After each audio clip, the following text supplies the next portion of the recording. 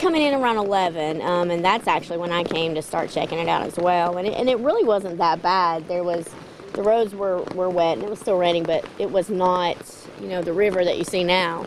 As the rain continued to fall across western North Carolina, there are separate evacuations, 3 of them that were issued for neighborhoods very close to the rising floodwater. 7 News reporter Nicole Ford was there with some of the people who made a decision to stay behind, and she is live in Black Mountain, North Carolina with those details tonight. Nicole. Yeah, Amy, after those evacuations were issued, this emergency Red Cross shelter opened at the Swannanoa First Baptist Church. They tell me they already have 10 evacuees and are preparing for more as the floodwaters continue to threaten homes. Swift water whips back the branches of Mother Nature.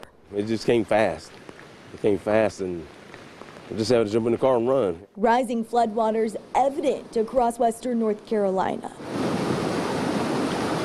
Something Shane CARSON thought he'd escaped when he evacuated his home in New Bern just days before. No, sure. If I'm going back home, I don't have a home now. It's gone. Now he's got to go again, as the Portman Villa mobile home park he's staying in issued a mandatory evacuation. Might have to make a sailboat or something. Those evacuations happening here in less than 7 hours. Water from the creek has pushed out into this neighborhood, covering the yards nearly 6 inches deep. But homeowners say this is not the first time they've dealt with flooding. This SUV was underwater just a few months ago.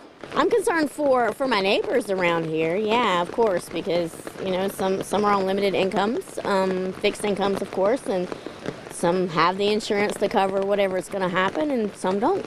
More than 20 families given just a moment's notice as the water crept closer. About 15 minutes. Yeah, you need to get your stuff and get out. As officials work to prevent what happened during the last flood in May. And they actually had rafts, swift water rescue, that had to come down and evacuate this person and the person out there. Now, Portman Villa was just one of 3 mobile home parks who had to evacuate up here in western North Carolina tonight. We're live in Black Mountain, North Carolina. Nicole Ford, 7 News. Nicole, I'm curious. We hear about people not wanting to leave their homes because they want to protect their property. So what do the officials do? How do they reassure people that they're going to keep an eye on these areas that are evacuated so people can come back to their stuff if it's still there? Well, officials are actually out monitoring those areas, also placing barricades in front of the streets that they have evacuated. They're asking people also to not move those barricades because then that creates a safety hazard for anyone in that area thinking that the floodwaters have already receded. Nicole Ford live tonight in western North Carolina. Thank you.